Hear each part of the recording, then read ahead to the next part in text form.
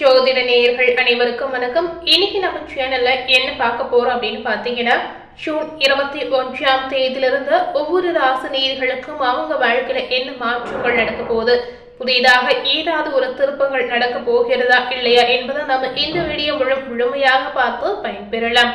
அது போலவே இந்த ஜூன் 21ஆம் தேதி பாத்தீங்கன்னா திருமஞ்சனமானது வருகிறது.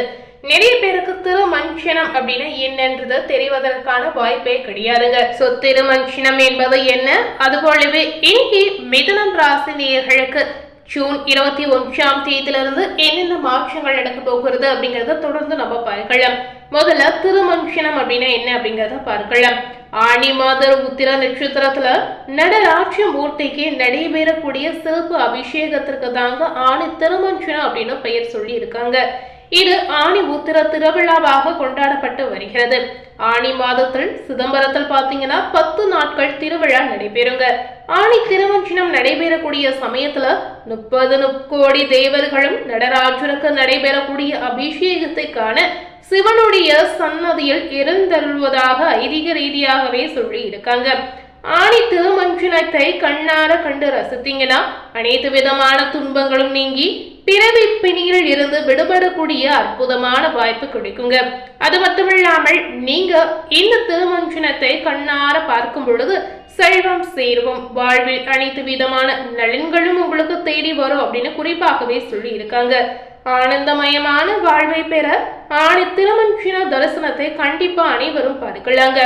சோ இந்த வருடம் ஆணி திருமஞ்சனமானது ஜூன் 21ஆம் தேதி அன்று வருகிறது.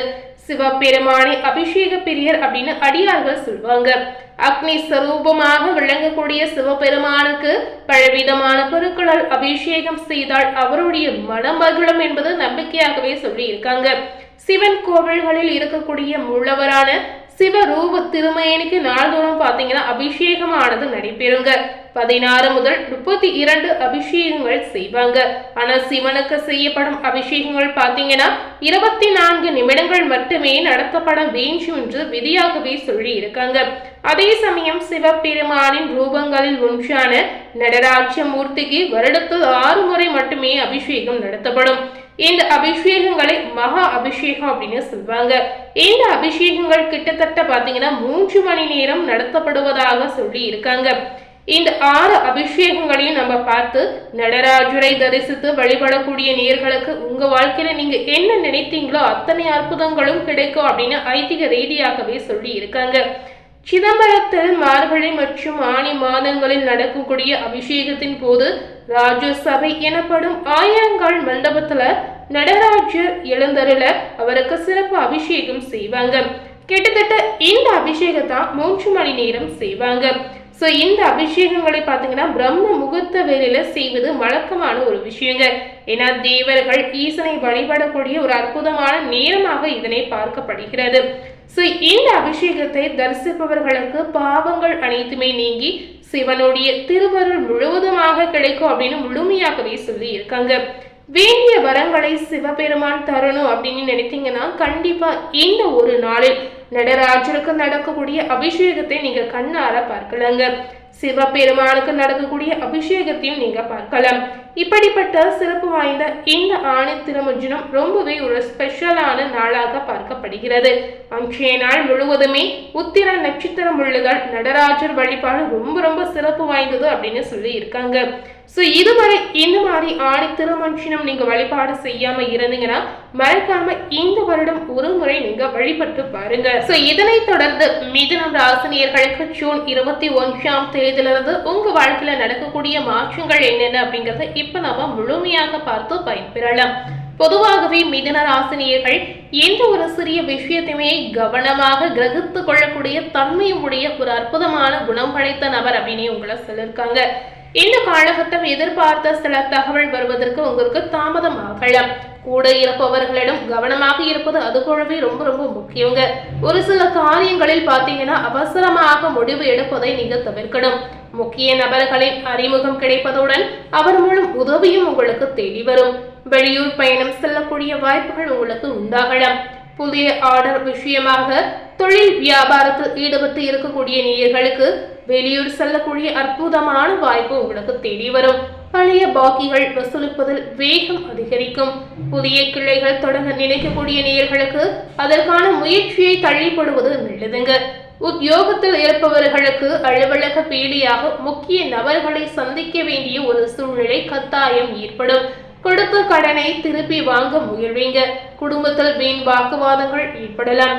இதனால நீங்க இந்த காலகட்டத்துல கவனமாக பேசுவது முக்கியமாகவே சொல்லி இருக்காங்க. உறவினர்கள் குடும்ப நண்பர்களிடம் முக்கிய விஷயங்களை ஆலோசனை செய்வதையும் அடுத்தவர் பற்றி பேசுவதையும் நீங்க தவிர்க்கணும். கணவன் மனைவிக்கிடையே அனுசரித்து செல்வது நல்லதுங்க. வாகன சுகங்கள் உங்களுக்கு ஏற்படலாம். வாகனத்தை ஓட்டும்போது கவனம் அவசியம். மிதுனம் ராசியில் இருக்கக்கூடிய பெண்களுக்கு பாத்தீங்கன்னா எதிர்பார்த்த தகவல் வருவதற்கு கொஞ்சம் தாமதமான காலகட்டமாகலாம். அது மட்டும் இல்லாமல் பாத்தீங்கன்னா கூட இருப்பவர்களிடம் எந்த விஷயத்தை சொல்லும் போது கவனம் தேவைங்க. உங்களுக்கான விஷயம் ஏதாவது ரகசியமா வைத்திருந்தீங்கன்னா கண்டிப்பா நீங்க மற்றவர்களுடன் சொல்லாமல் இருப்பது ரொம்ப ரொம்ப நல்லதுங்க.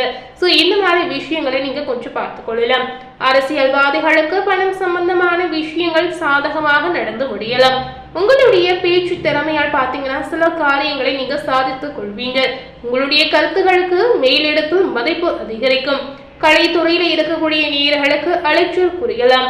ஓய்வு அதிகரிக்கக்கூடிய காலகட்டமாக ஜூன் 21ஆம் தேதியிலிருந்து உங்களுக்கு இருக்க போகிறது. அது மட்டும் இல்லாமல் மிதுனம் ராசினியர்களுக்கு பயணங்கள் ஏதாவது மேற்கொண்டீங்கன்னா அது சந்தோஷமானதாக அமையலாம். நிம்மதியான ஒரு காலகட்டம், நீங்க எதிர்பார்த்த ஒரு காலகட்டம் ஜூன் 21ஆம் தேதியிலிருந்து உங்களுக்கு வரப்போகிறது. மாணவர்களுக்கு பாடங்களை படிக்கும் போது மனதை ஒருமுகப்படுத்தி படிப்பது முக்கியங்க. கவனம் சிதறவிடாமல் இருப்பது உங்களுடைய வெற்றிக்கு உதவும் அப்படின்னு குறிப்பாகவே சொல்லி இருக்காங்க. மாணவர்களுக்கு பெரிய அளவுல பாதிப்பு ஏற்படாது. அதுபோலவே குடும்பத்தில் இதமான சூழ்நிலை ஏற்படும். உறவினர் வருகை சில நேயர்களுக்கு கண்டிப்பா அமையலாம். இந்த காலகட்டம் மிதுன ராசி நேயர்கள் பின்பற்றக்கூடிய முக்கியமான விஷயம் என்னன்னு கேட்டீங்கன்னா விட்டு கொடுத்து செல்வது நல்லதுங்க. அது மட்டும் இல்லாமல் திடீர் செலவு கூட உங்களுக்கு உண்டாகலாம். இதனால பணத்தை செலவு செய்யும் போது கொஞ்சம் கவனமாக செய்வது அவசியம். சில காரியங்களில் தடை தாமதம் உங்களுக்கு ஏற்படலாம். அலைச்சலால் உடல் சோர்வு கூட உண்டாகும். வியாபார ரீதியாக இருக்கக்கூடிய மிதுன ராசினியர்களுக்கு பெரிய அளவுல சிரமம் ஏதும் ஏற்படாது. ஆனா முயற்சிகள் மட்டுமே நீங்க கைவிடாமல் செய்து வந்தீங்கன்னா நல்ல வெற்றி, நல்ல ஒரு பாசிட்டிவான பலன் உங்களுக்கு தேடி வரும். வியாபாரம் ரீதியாக லாபங்கள் கூட உங்களுக்கு அதிகரிக்கும். இதனால விற்பனை அமோகமாக நடக்கலாம். இந்த அளவுக்கு மிதுன ராசினியர்களுக்கு இந்த காலகட்டம் மிகுந்த ஒரு பாசிட்டிவான காலகட்டமாக அமைந்திருக்கு. இன்னைக்கு நம்ம சேனல்ல ஜூன் 21ஆம் தேதியிலிருந்து மிதுன ராசினியர்களுக்கு கிடைத்திருக்கக்கூடிய அற்புதமான பலன் என்னென்ன அப்படிங்கிறத பார்த்திருப்போம். மேலும் இது போல ஒரு புதிய தகவலை தெரிந்து கொள்ளணும் அப்படின்னு நினைத்தீங்கன்னா மறக்காம நம்ம சேனலை சப்ஸ்கிரைப் பண்ணி பக்கத்துல இருக்கக்கூடிய பெல் பட்டனையும் மறக்காம பிரஸ் பண்ணிடுங்க. தேங்க்யூ.